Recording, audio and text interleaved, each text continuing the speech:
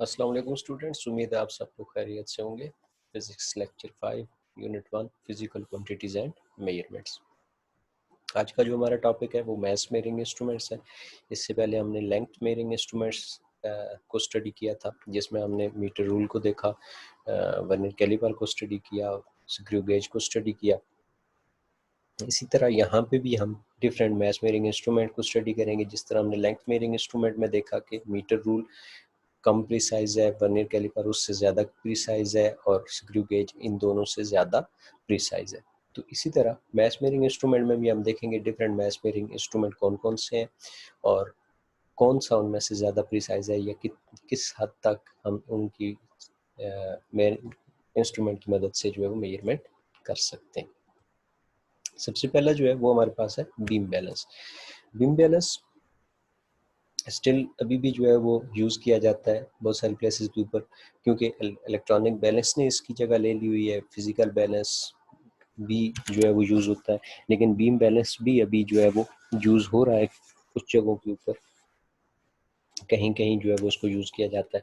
Beam balance की shape आप जो देखें, इसके साथ दो पेन्स होते हैं, दरमियान में उस जो है वो एक हुक लगा के, एक जो है वो बीम लगा के दोनों साइड पे जो है पेन्स को लटका लिया जाता है, और दरमियान में एक पॉइंटर होता है उस बीम के साथ लगा हुआ, जिस साइड पे जो है वो पेन मूव करेगा उस साइड पे पॉइंटर मूव करेगा। अगर दोनों साइड पे जो है वो पेन एक दूसरे लेवल है, दोनों साइड पे मैस इक्वल पड़ा हुआ है, तो ये जो बीम है वो दरमियान में होगा, बिल्कुल मिड में होगा। और अगर मिड में होगा तो इसका मतलब है दोनों मैसेज क्या है, एक दूसरे के इक्वल है। और अगर किसी एक साइड पे ज़्यादा मूव किया हुआ है तो इसका मतलब है कि उस साइड पे मैस जो है वो ज़्यादा है, दूसरी साइड पे मैस कम है। तो बीम मिड पे होगा तो इसका मतलब है दोनों साइड पे मैस क्या आ गया, इक्वल आ गया। इसमें एक पेन के अंदर अननोन मैस प्लेस किया जाता है, दूसरी साइड पे जो है वो नॉन मैस, जिस तरह आपके पास 1 kg है, 0.5 kg, 2 kg, 5 kg, 10 kg mess आप प्लेस करते हो। दूसरी साइड पे मैस जो है वो आप प्लेस अननोन मैस प्लेस करके दोनों का कंपैरिजन करके आप क्या कर सकते हो, फाइंड किया जा सकता है। इसमें मैस फाइंड किया जाता है। इसके बाद है physical balance. Physical balance labs के अंदर मैस फाइंड करने के लिए जो है वो यूज़ किया जाता है। फिजिक्स लैब में इंशाल्लाह हम इसको यूज़ करके डिफरेंट जो है वो स्मॉल थिंग्स का मैस जो है वो मेजर करेंगे। इसके अंदर हमारे पास नॉन मैस होते हैं। नॉन मैस को हम जो है वो राइट पैन में प्लेस करते हैं, और अननोन मैस को हम लेफ्ट पैन में प्लेस करते हैं, और उस कंपैरिजन करके नॉन मैस और अननोन मैस का आपस में कंपैरिजन करते हैं, और उस कंपैरिजन की मदद से हम जो है वो अननोन मैस किसी भी ऐसे ऑब्जेक्ट का मैस फाइंड करते हैं जिसका मैस हम मालूम नहीं था, हम उस मैस को फाइंड करना चाहते थे। तो इसकी कंस्ट्रक्शन देख लेते हैं।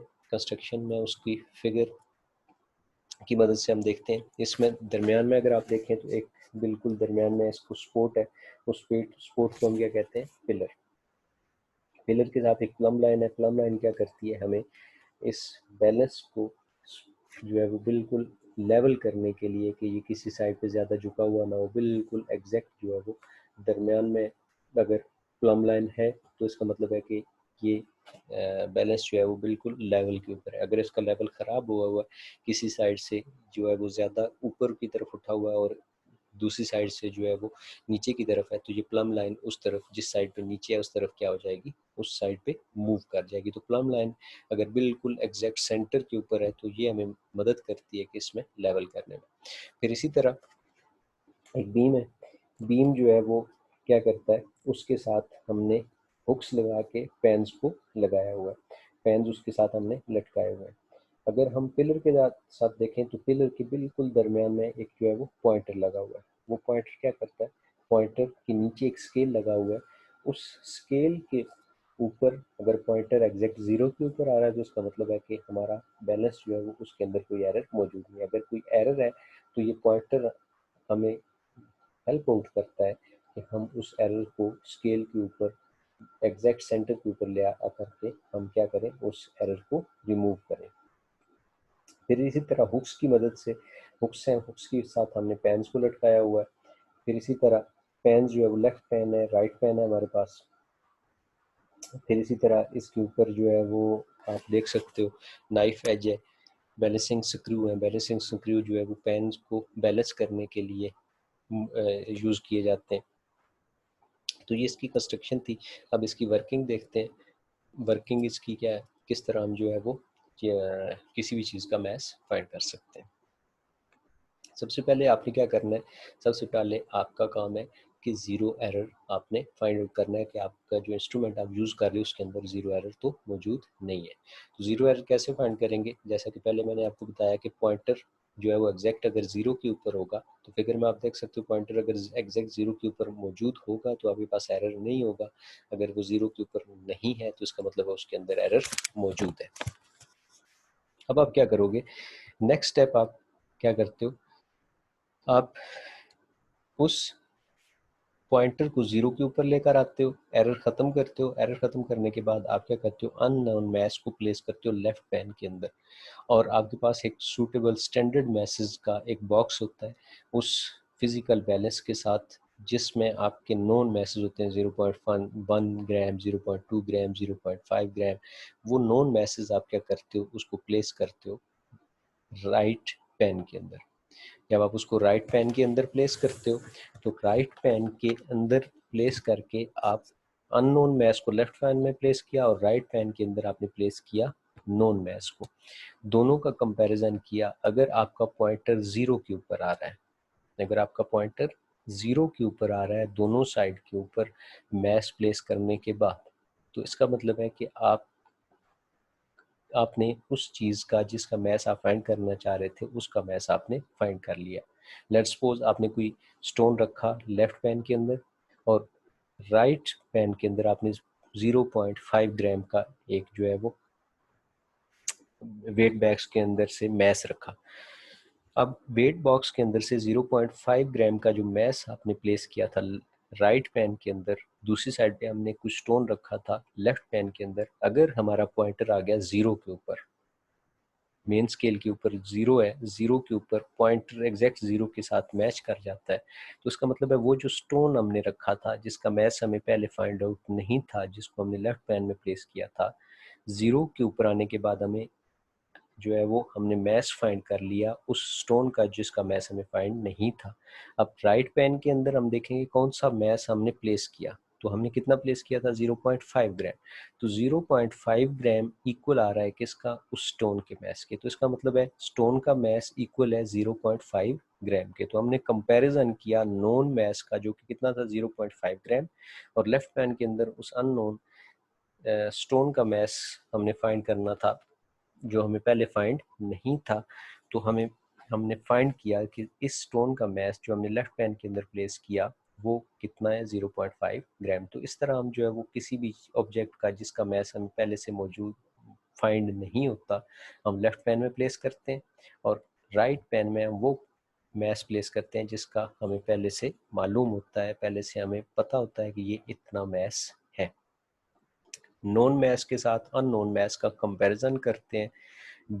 पॉइंटर अगर ज़ीरो के ऊपर आ जाए तो इसका मतलब है दोनों साइड पे जो मैथ है वो एक दूसरे के इक्वल आ गया है, बैलेंस हो गया है। तो हम नॉन मैथ का कंपैरिजन करके अननोन मैथ के साथ हम क्या करते हैं, फाइंड आउट कर लेते हैं किसी भी चीज़ का मैथ। इसके बाद है liver balance. Liver balance same इसी तरह है जिस तरह आपने पहले जो है देखा था बीम बैलेंस। इसके अंदर दरमियान में एक सपोर्ट लगा के उसके ऊपर दोनों साइड पे जो है वो पेन रखे जाते हैं और एक साइड पे नॉन मैश प्लेस किया जाता है, दूसरी साइड पे जो है वो अननोन मैश भी प्लेस किया जाता है, और इस तरह हम जो है वो फाइंड कर लेते हैं किसी भी चीज़ का मैश। ये जो है वो हम सब्ज़ी वाली शॉप्स के ऊपर या हमें जो है वो फ्रूट वाली शॉप्स के ऊपर बाज़ार के अंदर जब हम जाते हैं तो वहाँ पे हमें देखने को मिलता है। वो जो बैलेंस होता है उसको हम क्या कहते हैं, लिवर बैलेंस। इसके बाद है इलेक्ट्रॉनिक बैलेंस। अब रिसेंट जो यूज़ हो रहे हैं वो है इलेक्ट्रॉनिक बैलेंस। आजकल आप जाते हो स्वीट्स की शॉप्स के ऊपर जाओ, ग्रोसरी शॉप्स के ऊपर जाओ, मार्केट में इवन आप जाते हो सब्ज़ी की शॉप्स के ऊपर भी जो है वो ये यूज़ हो रहे हैं। तो ये वाले बैलेंस वो वाले बैलेंस है, दूध लेने के लिए आप जाते हो, दही लेने के लिए जाते हो, तो उनके पास बैलेंस होते हैं जिनके ऊपर वो जस्ट जो है वो शॉपर के अंदर कोई चीज़ डाल के या किसी भी चीज़ के अंदर डाल के उसके ऊपर प्लेस करते हैं, तो वो उसके ऊपर नंबर्स जो है वो आना शुरू हो जाते हैं। लाइट ऑन हुई होती है वो ऑन करते हैं उसे, और बैलेंस जो ही ऑन होता है तो उसके ऊपर नंबर डिजिट्स की फॉर्म में 1 kg 2 kg 0.5 kg, तो आपको नंबर्स जो है वो ज़्यादा 3 4 5 6 नंबर्स उसके ऊपर नज़र आते हैं। तो वो बैलेंस को हम क्या कहते हैं, इलेक्ट्रॉनिक बैलेंस। ये इलेक्ट्रॉनिक बैलेंस मिली ग्राम रेंज में हमें जो है वो फाइंड करता है, मैथ्स को किलोग्राम में फाइंड करता है। मींस हम इसकी मदद से ज़्यादा मैथ्स भी आजकल फाइंड कर रहे हैं और कम से कम भी मैथ्स फाइंड कर रहे हैं। इसकी जो फिगर है साथ आप देख सकते हो, ये लैब्स के अंदर पहले यूज़ होता था, लेकिन अब जो है वो आजकल ये डेली लाइफ में भी हम इसको क्या कर रहे हैं, यूज़ कर रहे हैं, हम इसको यूज़ होता हुआ देख रहे हैं। इसके बाद है हमारे पास कि कौन सा बैलेंस मैच मेरिंग इंस्ट्रूमेंट ज़्यादा प्रिसाइज है। तो हम लीस्ट काउंट अगर देखें तो फिजिकल बैलेंस का जो लीस्ट काउंट है वो कितना है, 0.01 ग्राम। फिजिकल बैलेंस की मदद से जो हम लैब्स के अंदर यूज़ करते हैं अक्सर, उसकी मदद से हम कितना मैच फाइंड कर सकते हैं, 0.01 ग्राम या और 10 मिलीग्राम। 10 मिलीग्राम तक हम मेजर कर सकते हैं मैस फिजिकल बैलेंस की मदद से। और अगर हम इलेक्ट्रॉनिक बैलेंस का लीस्ट काउंट देखें तो वो कितना है, 0.01 ग्राम या 1 मिलीग्राम।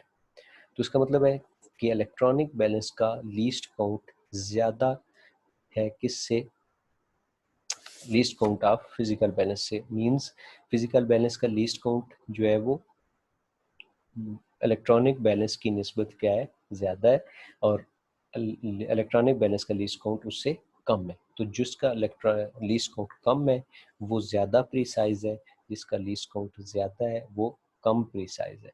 तो लीस्ट काउंट कम से कम वैल्यू इलेक्ट्रॉनिक बैलेंस की मदद से हम मेजर कर सकते हैं, जो कितनी है 1 मिलीग्राम, और फिजिकल बैलेंस का कितना है 10 मिलीग्राम, 0.01 ग्राम तक हम मेजर कर सकते हैं।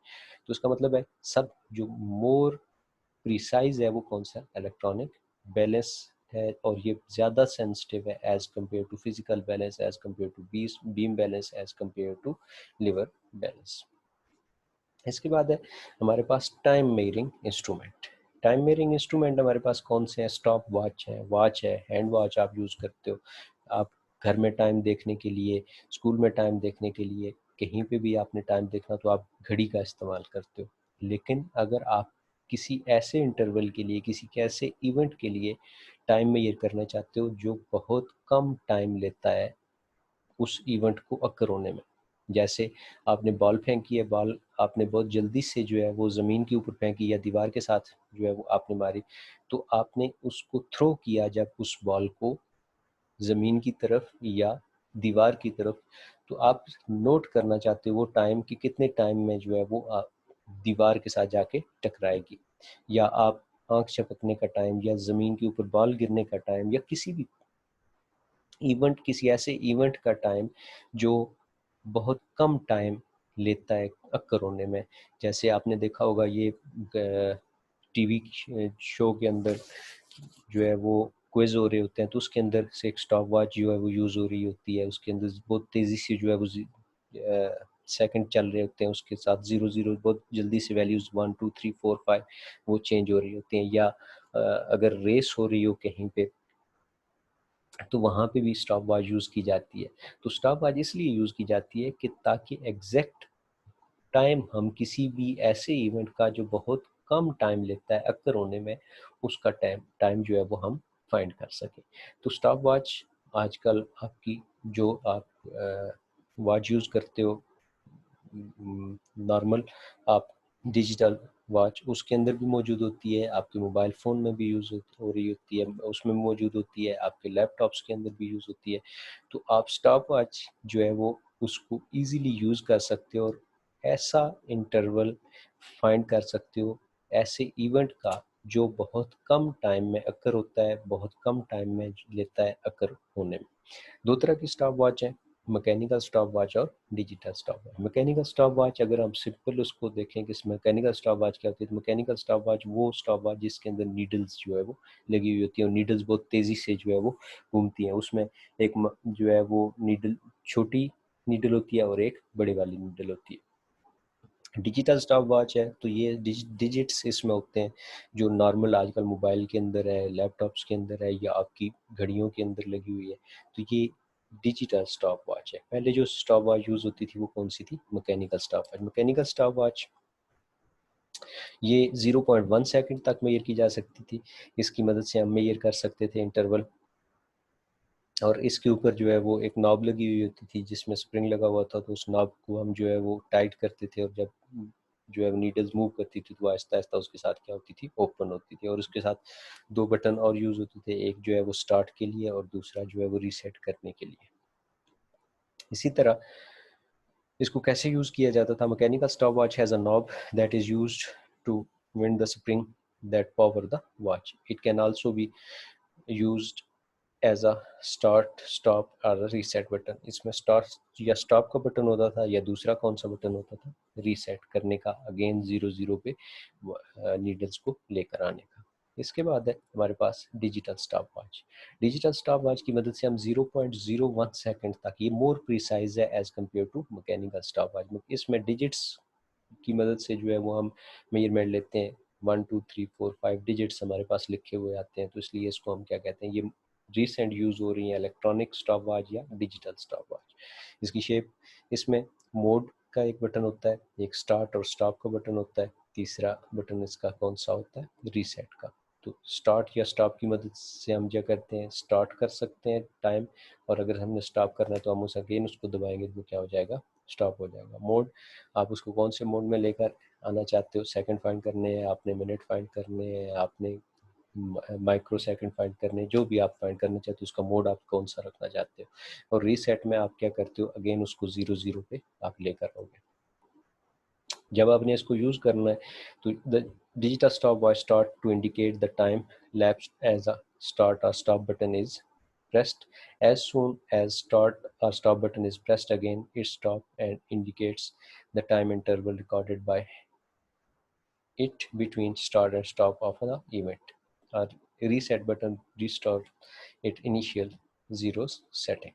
अगेन जो है वो रीसेट का बटन क्या करता है, इसको अगेन उसको पहले वाली 0 0 की फॉर्म में या उसको बिल्कुल 0 0 पे लेकर आता है, ताकि आप उसको अगेन कोई इंटरवल फाइंड करना चाहते हो तो आप उसकी मदद से कर सको।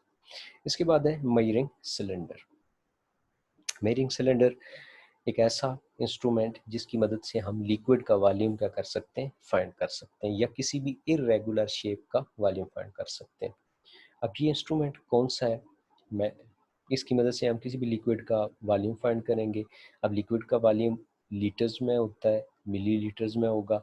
नॉर्मल जो हम बहुत कम फाइंड करते हैं वो मिलीलीटर्स में होगा, या जब जो टर्म यूज़ करते हैं, लीटर्स भी हम टर्म यूज़ करते हैं और मिलीलीटर भी यूज़ करते हैं। इसकी सिंपलेस्ट जो शेप आपने देखी होगी मेजरिंग सिलेंडर की, वो इंजेक्शन, जब आप डॉक्टर के पास जाते हो तो वो जो इंजेक्शन जिसको हम सिरिंज बोलते हैं, सिरिंज के अंदर फिल करता है, तो सिरिंज आगे एक नीडल लगी होती है, नीडल के पीछे एक प्लास्टिक का जो है वो सिलेंडर लगा हुआ है, जिसमें वो पिस्टन को पीछे की तरफ जो है वो खींचता है, और उसमें जो है वो लिक्विड फिल होना शुरू हो जाता है, और उसके ऊपर नंबरिंग हुई होती है 0 1 2 3। तो वो जो प्लास्टिक का बना हुआ जो है वो सिरिंज है, जिसके अंदर, जिसके ऊपर जो है वो स्केलिंग हुई हुई है 0 1 2, उसके ऊपर अगर आप देखो तो मिलीलीटर लिखा हुआ होता है। तो वो सबसे कॉमन या सबसे सिंपलेस्ट उसकी जो है वो फॉर्म है, हम जो देखते हैं, जो हमने देखी हुई है, जो ऑब्जर्व की हुई है। कंस्ट्रक्शन उसकी कैसी है, measuring cylinder is also a glass और ट्रांसपेरेंट प्लास्टिक सिलेंडर। ये प्लास्टिक का या ट्रांसपेरेंट ग्लास का बना हुआ होता है, और उसके ऊपर जो है वो स्केलिंग हुई हुई होती है। ये इसके ऊपर स्केलिंग जो है वो मिलीलीटर्स में होती है, और नॉर्मली ये कितने मिलीलीटर का होता है, 100 मिलीलीटर का भी होता है। 100 मिलीलीटर से 2500 मिलीलीटर तक का जो है वो मेरिंग सिलेंडर यूज़ किया जाता है। ये लैब्स के अंदर जो है वो मौजूद होता है, 100 मिलीलीटर, 2500 मिलीलीटर। केमिस्ट्री की लैब्स में आप इसको जो है वो देखोगे, वहाँ पे आप इसकी मदद से जो है वो एक्सपेरिमेंट करते हो। फिज़िक्स में आप इसको एक्सपेरिमेंट करते हो। तो कि जब भी आपने किसी भी चीज़ लिक्विड का वॉल्यूम फाइंड करना होता है तो आप क्या यूज़ करते हो, मेरिंग सिलेंडर यूज़ करते हो। और दूसरा, इसकी मदद से आप इरेगुलर शेप का, कोई भी इरेगुलर शेप है, कोई पत्थर है आपके पास या कोई ऐसी ऑब्जेक्ट है जिसकी शेप रेगुलर नहीं है, उसका वैल्यूम आपने फाइंड करना है, तो वो आप कैसे जो है वो फाइंड कर सकते हो।